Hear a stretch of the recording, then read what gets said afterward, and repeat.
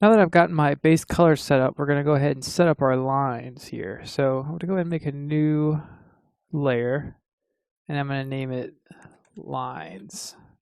Excuse me, baselines. And we're going to group that into the line group, and we're going to group this into the color group. And this is because all the lines are going to sit on top of the colors. And you'll see what I mean in a little bit.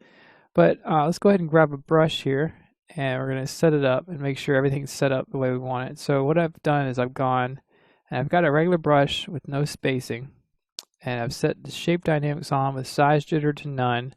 I got my control through my pen pressure, and everything else is set up like this. So my minimum diameter is 0. So that way I can get a fall off on the ends of the brush.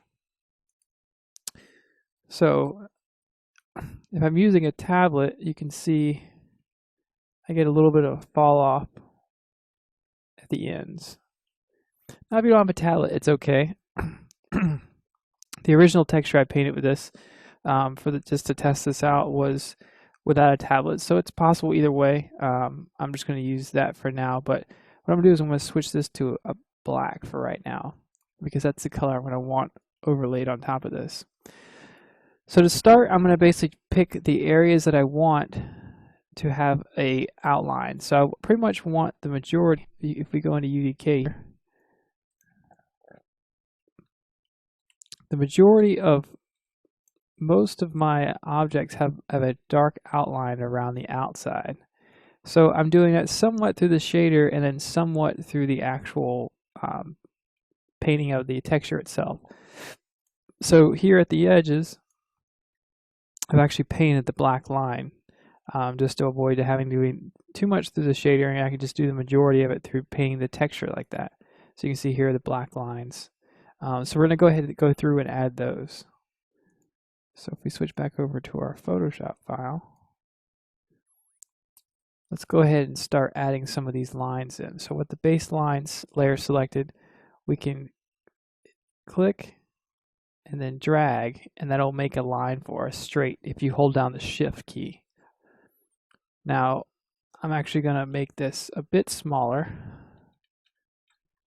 and click, drag, drag, drag, drag, maybe a little bit smaller. Remember, you don't want to do every line like this. You just want to do a couple of this is the key lines, like basically like the overall arching shapes within that you need to define. And this is good to have your UVs on while you're doing this, because it kind of it helps you to figure out where they are. So this is that little sign at the top. So I'm just going to make sure I get all the edges here. And I'm going to be a little bit haphazard about it because I kind of want it to look a little crazy, little goofy in how it was kind of constructed. So I'm not going to be too crazy about making sure the lines are perfect, but I just want to make sure they're decently close to where I want them. So I'm going to go ahead and draw this line here.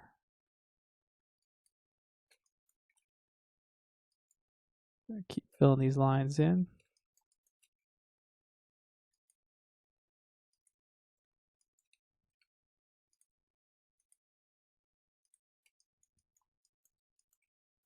Like I said, you don't want every line this way, because what you want to do after you've done this a couple of times to or for the majority of your map. Let me finish up this one and I'll show you. We're going to come back in, we're going to add a little bit more character to it. So by that I mean we're going to add a new layer, and we're going to call this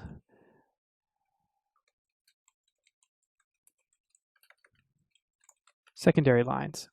And these secondary lines, we're actually going to get our brush like that, like how it was, and we're going to get a little bit more fluid and loose with our hand movements and how we're going about shaping these.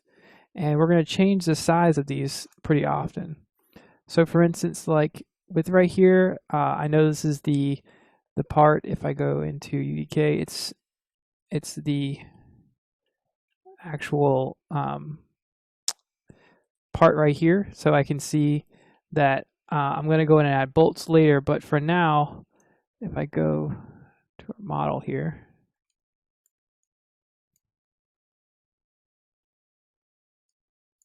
change this to perspective.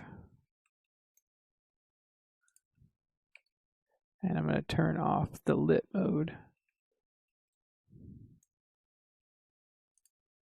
So you can see here, I've actually added these little kind of like clasp things right here, just as a little bit of flavor.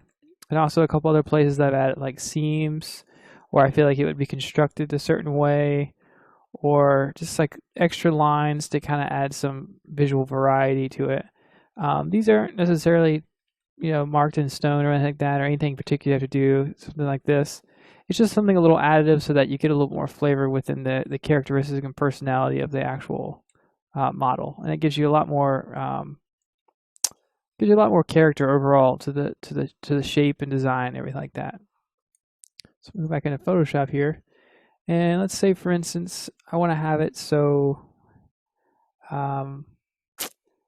these two pieces together are clasped by really like kind of shoddy tape or something like that.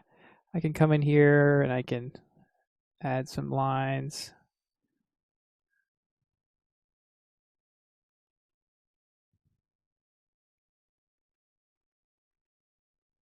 Something kind of goofy looking. And I can go into my baselines and add a mask. And what I can do is I can paint the mask so that it hides those lines underneath. So that when I'm texturing this, these lines will stay on top of the color, and I can add color on top underneath of it to make it look like these are like actually like holding something together.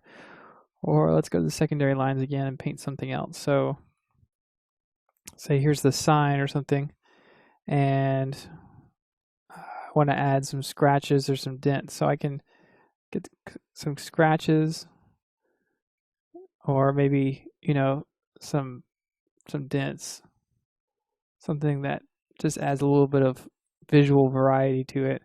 Or say I want to clasp here. That's kind of holding it.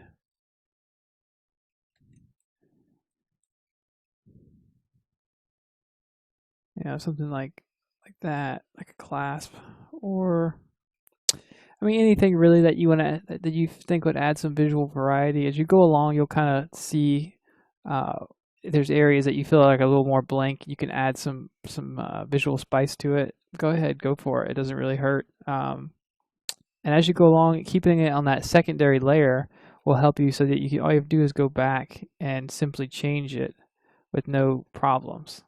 So if I say, for instance, add a line here.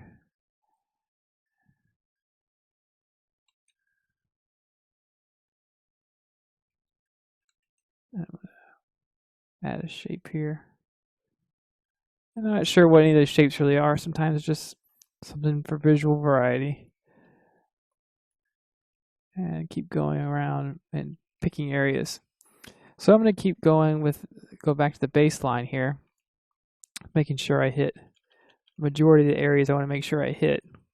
And changing the size of your brush per line you draw will also help with visual variety, because changing the width of the lines that you're establishing will really help to sell a little bit more organic feel than if it's just it's very so mechanically created.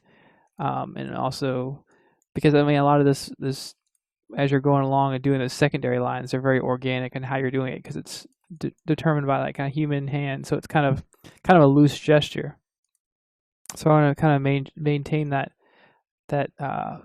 production feel and quality as I'm going through this. And so sometimes I'm a little haphazard as to how I'm creating the lines or constructing parts of this. And I'm just going to keep going and creating these lines and edges around things that I know that I need edges around. So you see I've done a few things, and I'm going to turn the UVs off so you can see where I put my lines at. And I'm going to file, save as. I'm going to save this as a diffuse texture. And if I go back into here and I reload my texture, you can see where we're starting to get these lines at. So definitely this edge would do well with a line, and continuing on to add edges to these lines like that. This is that top part we were adding the lines to up here and the clasp and things like that. So I'm going to go ahead and continue to drop down the baselines, and then we'll move on from there.